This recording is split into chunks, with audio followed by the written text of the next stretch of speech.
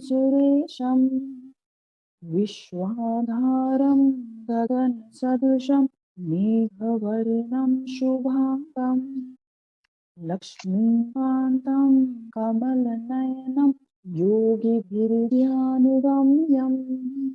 वन्दे विष्णु भवभयहरं सर्वलोकैकनाथम्। जिनकी आकृति अतिशय शांत है, जो शेषनाग के शैया पर शयन किए हुए हैं, जिनकी नाभि में कमल है, जो देवों के भी ईश्वर और संपूर्ण जगत के आधार हैं, जो आकाश के सदृश सर्वत्र व्याप्त हैं, नील मेघ के समान जिनका वर्ण है, अतिशय सुंदर जिनके संपूर्ण अंग हैं, जो योगियों द्वारा ध्यान करके प्राप्त किए जाते हैं, जो संपूर्ण लोगों के स्वामी हैं, जो जन्म मरण रूप भय का नाश करने वाले हैं, ऐसे लक्ष्मीपति कमल नेत्र भगवान श्री विष्णु को मैं सिर से प्रणाम करती हूँ।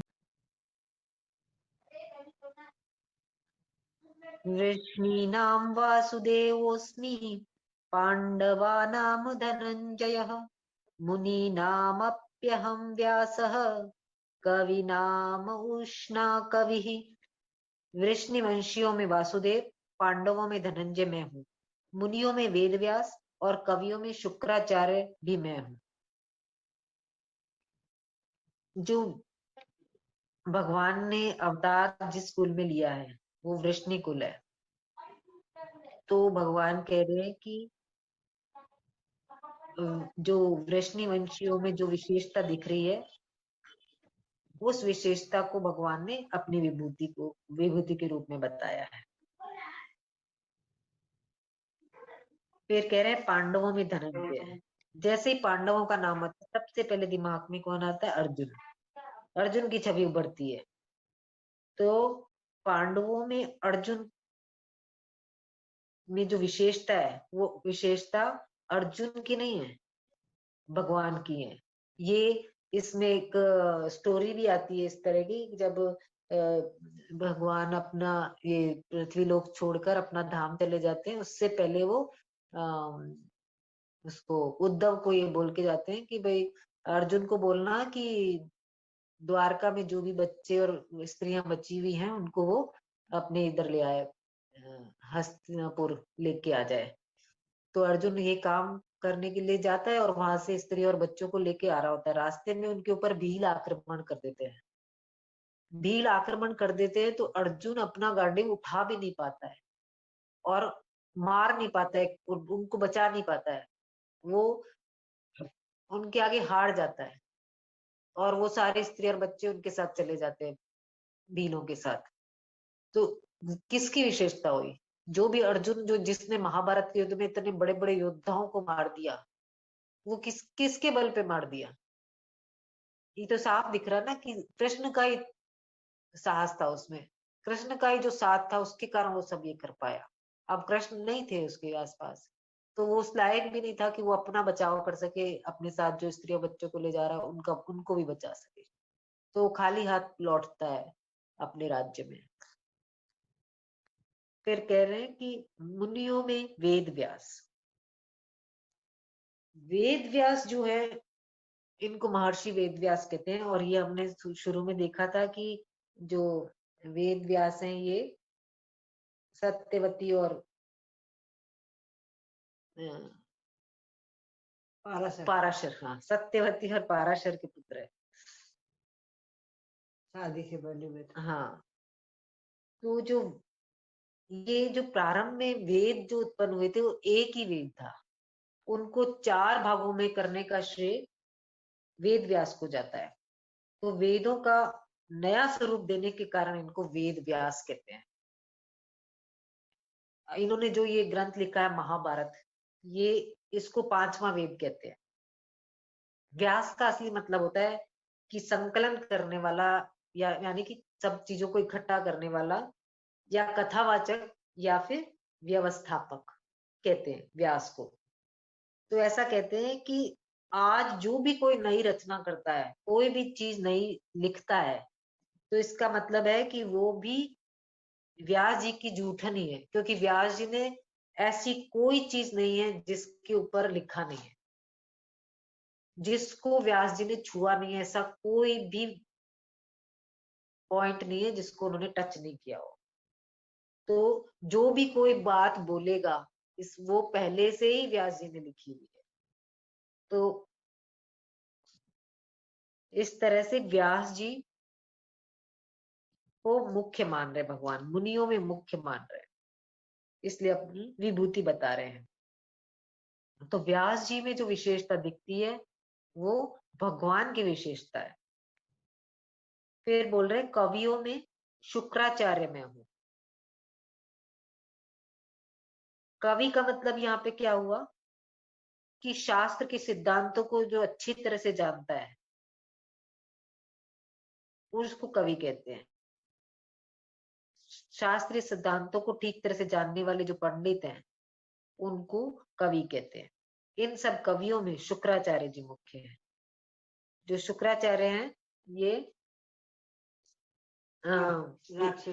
राक्षसों के गुरु हैं, दानवों के गुरु हैं, और ये संजीवनी विद्या के ज्ञाता हैं। संजीवनी विद्या क्या होती है? मरे हुए आदमी को वापस जिंदा करने।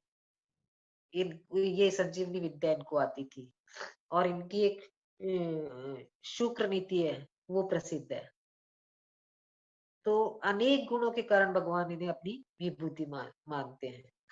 तो ये जो विभूति हैं इनको देखकर कहीं बुद्धि अटके तो उसकी बुद्धि में ये धारण करना है हमको कि जो भी वस्तु दिख रही है संसार में वो भगवान की ही है, और उसमें जो भी महत्ता दिख रही है, उसमें जो भी विशेषता दिख रही है वो भगवान की ही है। इस तरह से कहीं पे भी हमारा ध्यान जाता है जिस भी वस्तु व्यक्ति की तरफ, उसकी विशेषता की तरफ, तो वहां पे हमारा भगवान का चिंतन होगा। आगे चले। इसमें जो व्यास लिखा है ना, एक मिनट, जो पहले अभी हमने श्लोक पढ़ा था, इसमें जो व्यास लिखा, व्यास एक तरह से उपाधि है। इनका नाम तो था कृष्ण द्वैपायन। व्यास इसीलिए कहते हैं क्योंकि इन्होंने वेदों को वो किया था, नया रूप दिया था, इसलिए इनको वेद व्यास कहा गया। जैसे हम कोई भी कथा सुनने जाते हैं भागवत वगैरह की, तो पूछते ना व्यास गद्दी पे कौन है, मतलब कौन कथा कह रहा है। तो व्यास एक उपाधि है। आगे चलते हैं। दंडोदम यतामस्मि नीतिरस्मि जिगीषताम् मौनम चैवास्मि गुह्यानाम ज्ञानम ज्ञानवतामहम्। दमन करने वालों में दंड नीति और विजय चाहने वालों में नीति में हूँ। गोपनीय भावों में मौन और ज्ञानवानों में ज्ञान में हूँ। जो पहले राजाओं का जो काल था उसमें जो राजनीति करते थे राजा लोग, तो राजनीति में 4 उपाय अपनाते थे, साम दाम दंड और भेद। ये चारों उपाय राजा करता था अपनी राज्य को चलाने के लिए। तो इसमें दंड नीति है वो अंतिम स्थान पे आती है। जब हम बाकी 3 उपाय काम नहीं करते साम दाम दंड भेद में, तब आता साम दाम दंड भेद 4 उपाय है ना, इनमें से जब 3 बाकी के काम नहीं करते तब दंड को काम में लिया जाता है।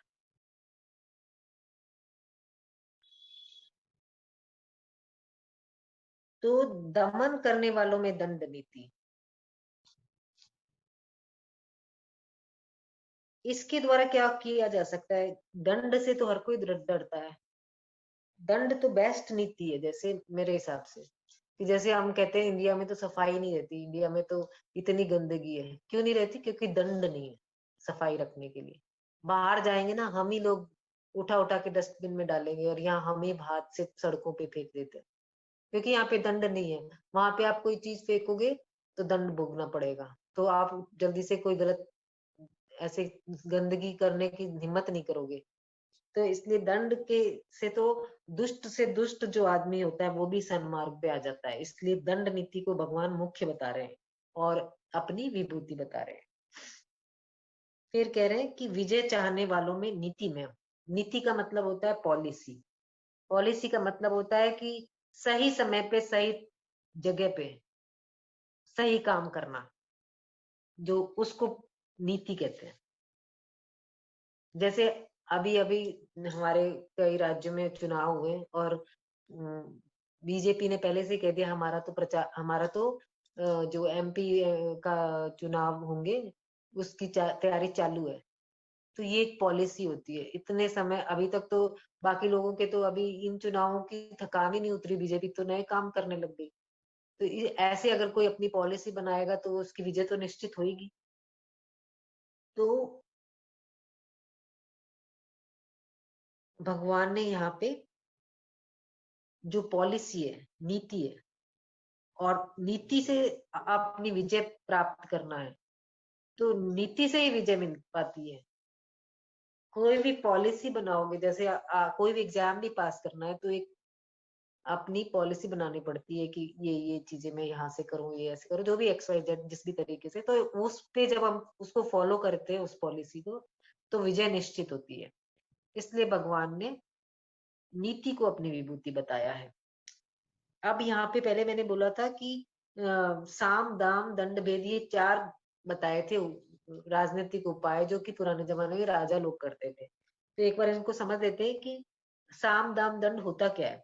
साम होता है जैसे कोई भी चीज को सुझाव देना कि तुम ऐसा कर लो। जैसे एक एग्जाम्पल लेते हैं कि गंदगी का मान लेते हैं, तो गंदगी में लिखा रहता है भाई हम एक मीटिंग करते हैं, आपस में एक दूसरे का सुझाव होता है कि भाई हम जगह जगह डस्टबिन रख देते हैं और कोई हम कचरा नहीं डालेंगे जमीन पे। तो ये एक हो गया सुझाव। फिर सुझाव है कि फिर आता है दाम।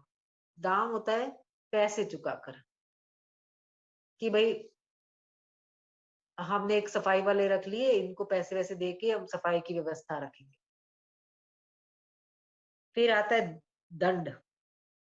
अगर किसी ने सफाई नहीं रखी तो सजा मिलेगी, उस पे फाइन होगा, इतने रुपए का फाइन होगा। तो ये हो गया दंड।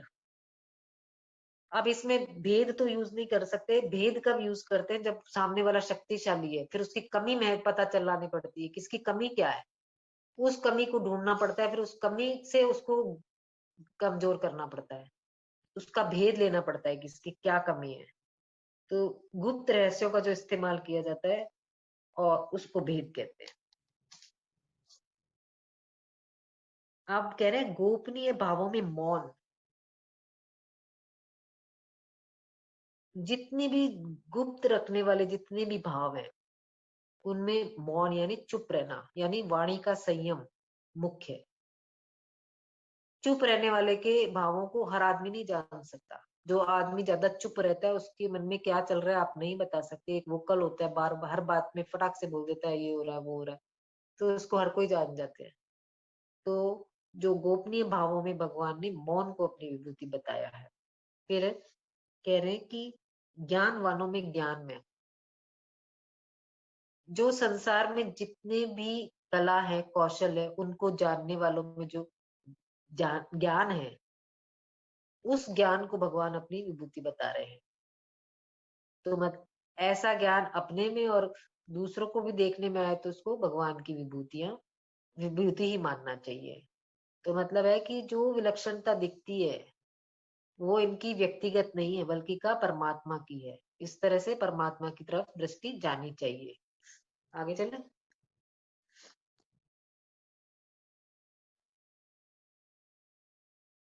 यच्चापि सर्वभूतानां बीजं तदहमर्जुन, न तदस्ति विना यत् स्यान् मया भूतं चराचरम्। ये अर्जुन, संपूर्ण प्राणियों का जो बीज है वह बीज मैं हूँ, क्योंकि मेरे बिना कोई भी चर अचर प्राणी नहीं है। अर्थात चर अचर सब कुछ मैं ही हूँ। आप सब विभूतियों का सार बता दिया भगवान ने कि सबका बीज मैं हूँ। बीज मतलब सबका कारण मैं हूँ, क्योंकि भगवान से ही सारा संसार बना है और भगवान ने ही सारा संसार बनाया है। तो मतलब भगवान ही बनाने वाले हैं और संसार में जिस रूप में भी बनाया, जो भी रूप बनाया संसार में, वो भगवान ही है। तो भगवान ने सभी प्राणियों का अपने आप को बीज बताया है। जितना भी संसार में कोई भी जड़ चेतन चर अचर स्थावर जंगम जो भी कुछ देखने में आता है वो भगवान के बिना नहीं हो सकता। सब भगवान से ही होते हैं क्योंकि सब में भगवान है। तो वास्तव में जो मूल तत्व को जानकर जो भी साधक है उसकी इंद्रिया मन बुद्धि कहीं पे भी जाए या कोई भी मन बुद्धि में कोई भी संसार की बात याद आए उन सबको भगवान का ही स्वरूप माने। ऐसा मानने से साधक का भगवान का चिंतन होता रहेगा, दूसरे का नहीं होगा। भगवान के सिवा किसी और का चिंतन होगा ही नहीं। तो भगवान ने कहा है कि मेरे सिवा जो अचर चर कुछ नहीं है, सब कुछ मैं हूं।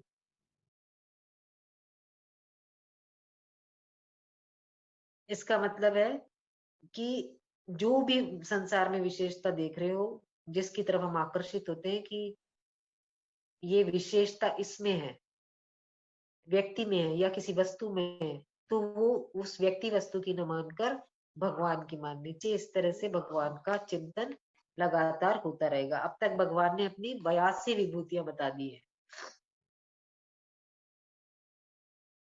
इसका विभूतियां बताने का कारण एक ही है कि विभूतियों के माध्यम से तेरा तू जो भी वस्तु को देखेगा, किसी परिस्थिति को देखेगा, किसी भी घटना को जो तेरे सामने आएगी, तो उसमें तुझे भगवान का चिंतन होगा।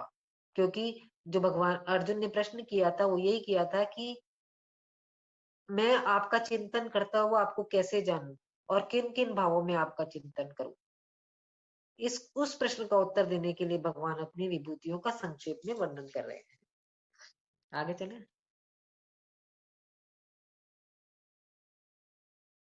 नान्तोऽस्ति मम दिव्यानां विभूतीनां परन्तप एष तद्देशतः प्रोक्तो विभूतेर्विस्तरो मया।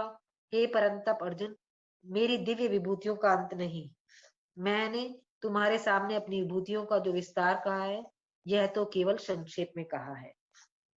दिव्य विभूतियों का मतलब है कि जो विभूतियों में दिव्यता, अलौकिकता, विलक्षणता है वो। और तो जहां साधक का जहां पे भी मन चला जाए वहां पे भगवान का चिंतन करने से जो वही दिव्यता प्रकट हो जाएगी, क्योंकि भगवान के समान तो दिव्य कोई और है ही नहीं। देवताओं को दिव्य कहते हैं और वे दिव्य देवता जो दिव्य कहे जाते हैं वो भी भगवान के दर्शन की इच्छा रखते हैं। तो इससे सिद्ध होता है कि भगवान तो दिव्यों से भी दिव्य है। इसलिए भगवान की जितनी भी विभूतियां हैं वे सब दिव्य हैं। लेकिन वो दिव्यता हमको कब दिखेगी भगवान की? तभी दिखेगी जब हमारा उद्देश्य भगवत प्राप्ति का होगा, भगवत तत्व को जानने का होगा। और भगवत तत्व को जानने के लिए जो राग द्वेष से रहित हो जाएंगे उन विभूतियों में केवल फिर भगवान का ही चिंतन होगा। आप कह रहे हैं कि भगवान की विभूतियों का अंत नहीं, भगवान की दिव्य विभूतियों का अंत नहीं है, क्योंकि भगवान अनंत है तो उनकी विभूतियां गुण लीलाएं भी अनंत है। मानस ने भी कहा है, वैसे भजन भी सुना होगा, हरि हरि अनंत हरि कृथा अनंता। तो इसीलिए भगवान ने जब ये शुरू किया था विभूतियों का व्याख्यान, तभी भगवान ने अपनी विभूति में ये कहा था कि मेरी विभूतियों के विस्तार का कोई अंत नहीं। और अभी उपसंहार कर रहे हैं तब भी भगवान कह रहे हैं कि मेरी विभूतियों के विषय में जो भी कहा है कि मेरे द्वारा परमाणुओं की संख्या समय से गिनी जा सकती है, पर करोड़ों ब्रह्मांडों की रचने वाली मेरी विभूतियों का अंत नहीं पाया जा सकता। जो भगवान है उसको हमने पीछे से अब तक एक ही चीज पढ़ी है कि जो भगवान है वो अनंत है, असीम है, अगाध है। अनंत मतलब जिसको हम गिन नहीं सकते, संख्या की दृष्टि से अनंत है, जिसका कोई अंत नहीं। असीम मतलब जिसकी कोई सीमा नहीं, न तो कालकृत सीमा है न देशकृत सीमा। कालकृत सीमा मतलब इस समय में पैदा हुआ और इस समय तक रहेगा, ऐसी भगवान की कोई सीमा नहीं है। और न कोई देश कहता, मतलब भगवान यहाँ से यहाँ तक भगवान है ऐसा भी नहीं, हर जगह भगवान है। तो अगाध मतलब होता है कितने गहरा, तल की दृष्टि से भगवान अगाध है। अगाध का अर्थ है जिसका तल ही नहीं है, इतना गहरा।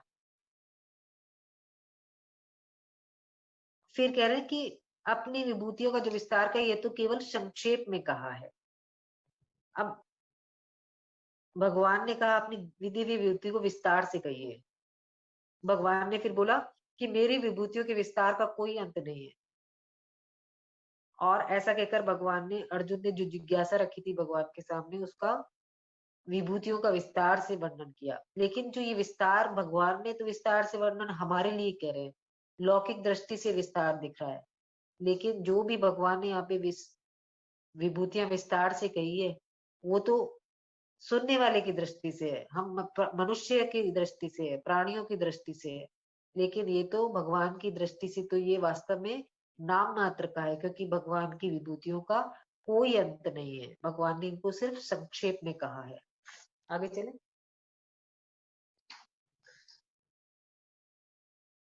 यद्यद्विभूतिमत्सत्त्वं श्रीमदूर्जितमेव वा तत्तदेवावगच्छत्वं मम तेजोंश संभवम। जो जो ऐश्वर्य युक्त, शोभा युक्त और बल युक्त वस्तु है, उसको तू मेरे ही तेज के अंश से उत्पन्न हुई समझो। अभी तक भगवान ने अपनी विभूति और योग की बात अर्जुन से करी। अब आगे के श्लोक में योग बताते हैं कि जो संसार मात्र में जो भी ऐश्वर्य दिखता है, किसी भी व्यक्ति, वस्तु, घटना, परिस्थिति का जो भी ऐश्वर्य दिखता है, शोभा दिखती है, बलवत्ता दिखती है, विशेषता दिखती है, योग्यता दिखती है, सब भगवान के किसी एक अंश से उत्पन्न हुई है। मतलब है कि जो भी विलक्षणता है वो भगवान के योग से, सामर्थ्य से और प्रभाव से आई है, ऐसा समझो। और भगवान के बिना जो भी कुछ विलक्षण दिख रहा है वो हो नहीं सकता। जो विलक्षणता दिख रही है वो भगवान के कारण ही दिख रही है।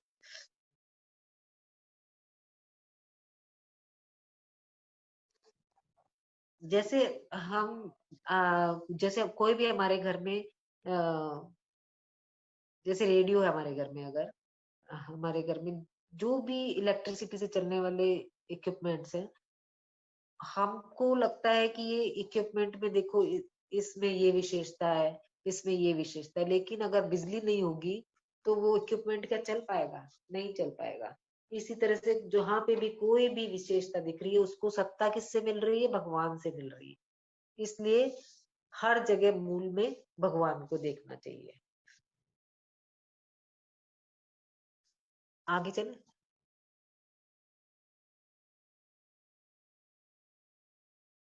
अथवा बहुनैतेन किम, सॉरी, अथवा बहुनैतेन किं ज्ञातेन तवार्जुन वेष्टव्याहमिदं कृत्स्नम् एकांशेन स्थितो जगत। अथवा हे अर्जुन, तुम्हें इस प्रकार बहुत सी बातें जानने की क्या आवश्यकता है? मैं अपने किसी एक अंश से संपूर्ण जगत को व्याप्त करके स्थित हूँ।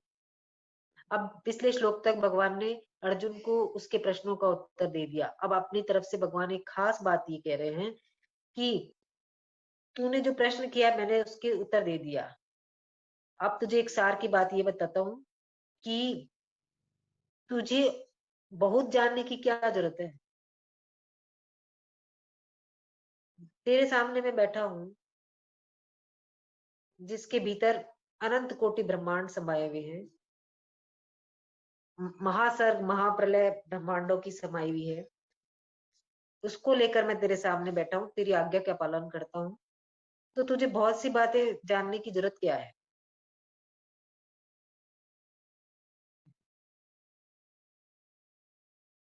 भगवान कह रहे हैं कि मैं जो हूँ वो, जो भी ये संपूर्ण जगत है उसको अपने एक अंश में स्थित करा हुआ हूँ। इसका मतलब है कि भगवान के किसी भी अंश में अनंत सृष्टियां विद्यमान है, परंतु उन सृष्टियों से भगवान का कोई भी अंश या भाग रुका नहीं है। मतलब कि भगवान के किसी भी अंश में उन सृष्टियों के रहने से ऐसा नहीं है कि वो जगह भर गई, वो जगह खाली है। जैसे हमारी बुद्धि है, बुद्धि में हम कई भाषाएं, कई कलाएं, इन सब का ज्ञान करते हैं, फिर भी हमारी बुद्धि भर जाती है, ऐसा तो नहीं है। जगह रहती है उसमें हमेशा दूसरी भाषा लिपि आदि सीखने की। मतलब ये है कि बुद्धि में हम चाहे कितना भी डालते रहे, कितना भी डालें, उसका ज्ञान होने के बाद भी बुद्धि में जगह रहती है कि उसमें हम और कुछ सीखा हुआ नया डाल लें।